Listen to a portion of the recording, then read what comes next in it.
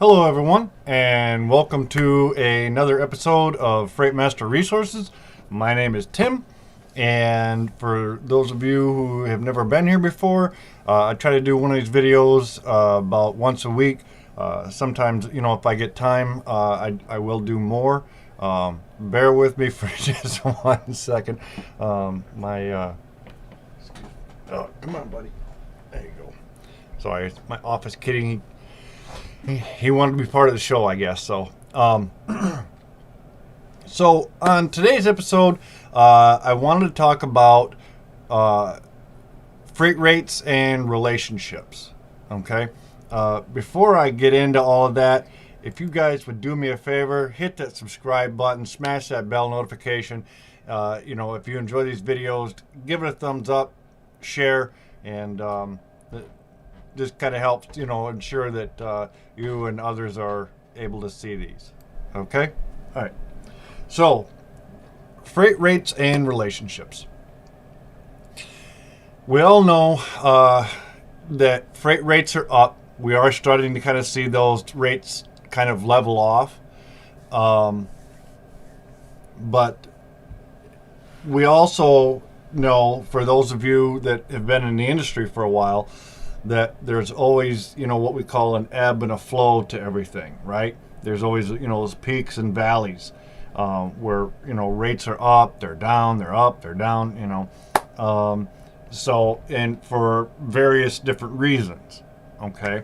And so on both sides of this, one, for you carriers out there that are taking advantage, of the current spot market, the way it is, which by all means, I kind of don't blame you because, I know that you guys got beat up pretty good, in 2019.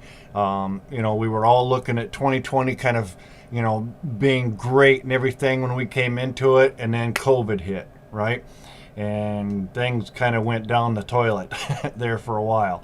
But as a result of decreased capacity, etc., we've seen an escalation in freight rates. So, but one thing I've noticed when I'm talking to some carriers, on the freight that I do end up posting out on the board, because not all of it is, because I do have relationships with carriers. Excuse me, and it might even just be.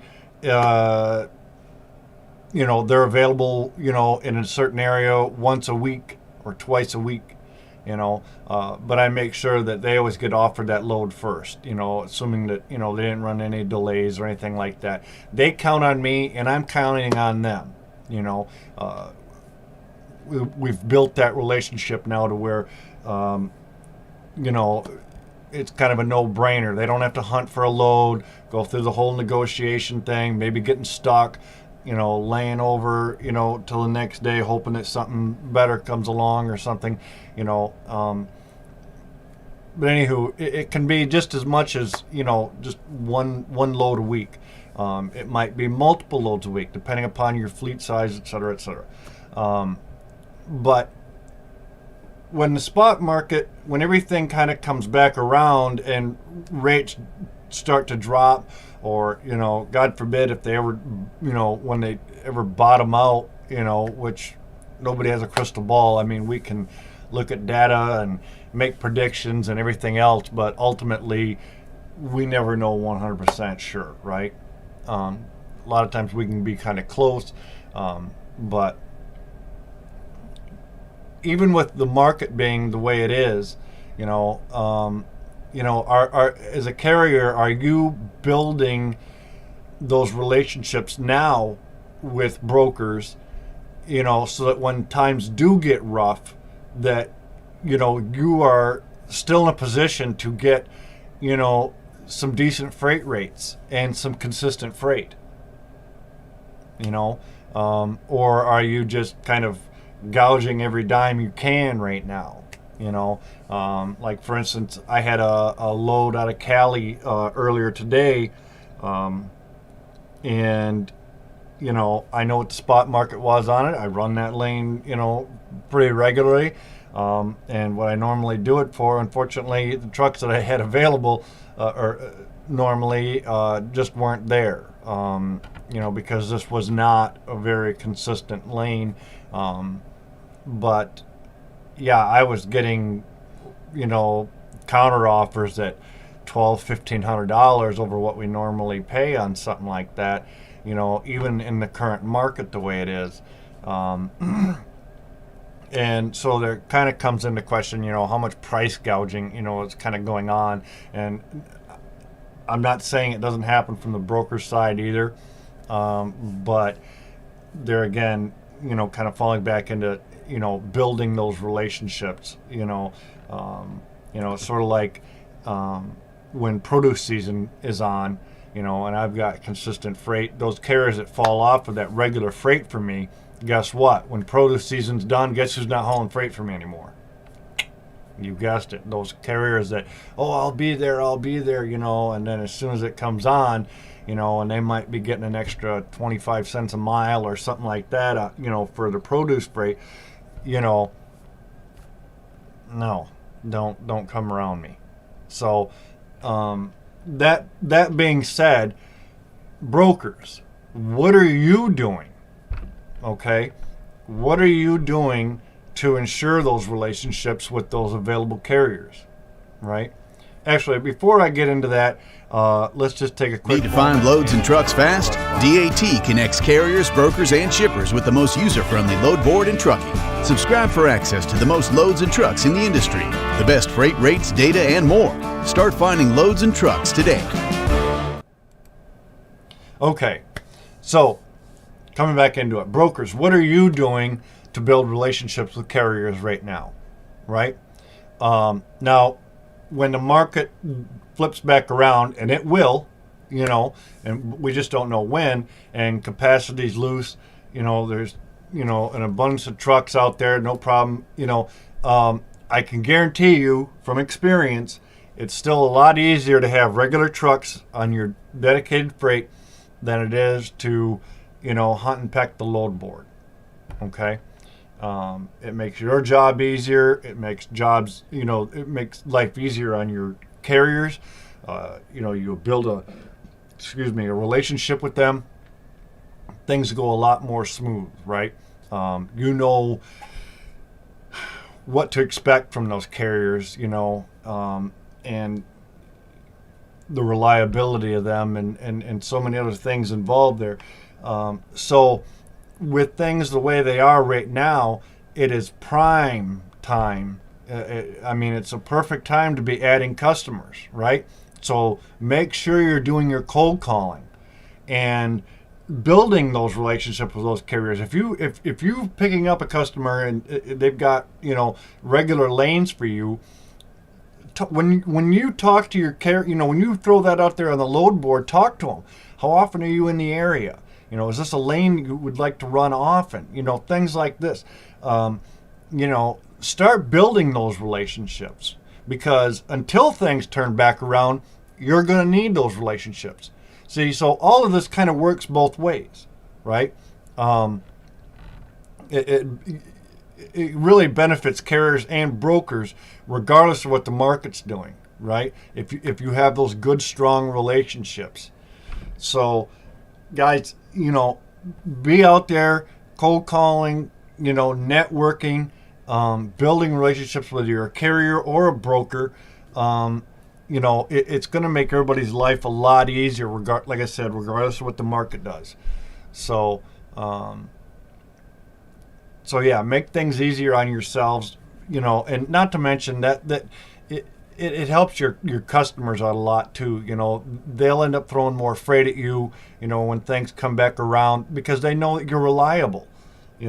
If you're a broker, and you're having a hard time covering freight because now you're throwing everything up on the board because you don't have those established relationships and you're not building those relationships and you can't cover it, and you end up handing it back to them at 4:30 in the afternoon. Guess what? They're going to be pissed, right?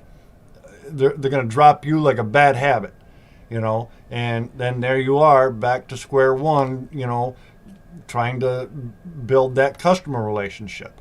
So I hope all of that kind of made sense to you guys. I'm kind of doing this on the fly. I didn't really have anything planned out for today. Got a big day tomorrow. I've had a very, very long week.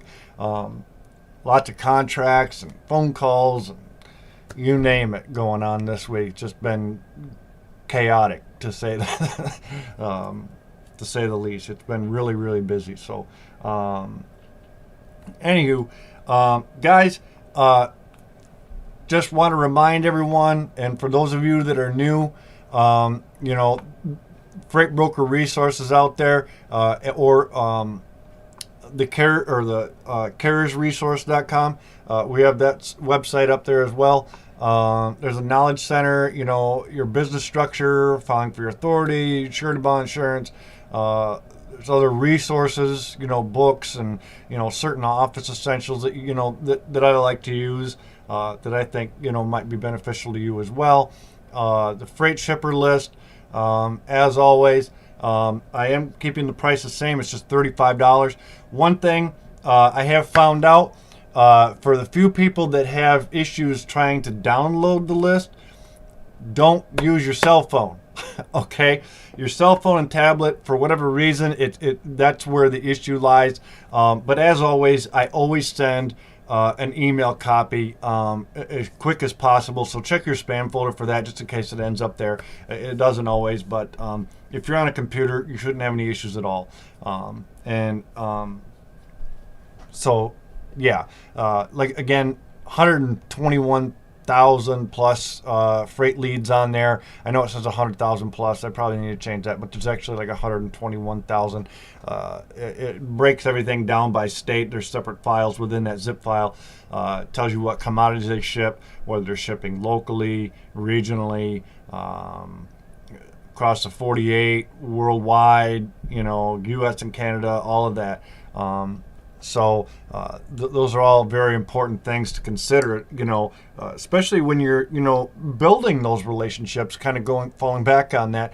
If you're looking, for a customer that, maybe just shipping regionally or something, and, you're trying to build a relationship with a carrier, and they're like, hey, I don't do long haul. I try to stay, somewhat local and try to be home every other day or something like that. Well, when you're down that list in that area, you can find those customers that are shipping locally or regionally, and work on setting that up. And, when you're prospecting, say, hey, I've got trucks, I've got 3 trucks right now, we just need the freight. So yeah, it's just $35, guys. Like I said, I have no plans on bumping that up, because I know things are rough on everybody out there right now. It was quite a bit more, but I want to see everybody be successful, and so anywho, freight broker sales pitches. Again, I still need to update that, guys, as soon as I have some time. But just some tips on cold calling, qualifying. Some different strategies to attract new customers. In fact, I got a call just this past week from a local person who saw my Google business listing. So yeah, it does work, so if you don't have that, at least have that. All right. Of course, freight news, if you want to keep up on what's going on in the industry, all comes in through Freight Waves. Lot of great stuff there, guys. Obviously there's information on load boards. Again, I prefer DAT. There's a classified section. It's free to register, free to post. There's information on freight factoring, your invoice factoring. For those of you that maybe don't have the credit or the capital, or can't get a working line of credit, through your bank, and that kind of thing. Obviously freight factoring can be a great way to go, whether you're a carrier or a broker. Right? They take a very small percentage, but you get paid literally within a day or two, I think it is. So, but anywho, guys, I'm gonna wrap this up. But yeah, go into next week. Prospecting, building relationships, and everything. Not just with your customers, but with your carriers as well. And carriers, build those relationships with a good broker. you know, or you know, with your customers direct, you know. I know it's great playing the spot market right now, but I assure you that, you know, long-term success would dictate that networking and building those relationships is really where the place to be is. Okay, so I'm gonna wrap it up, guys. Hey, I appreciate you watching. Don't forget to like, share, subscribe, comment if you have any questions. I always try to answer ASAP. And look forward to seeing you guys back here next time. All right, thanks.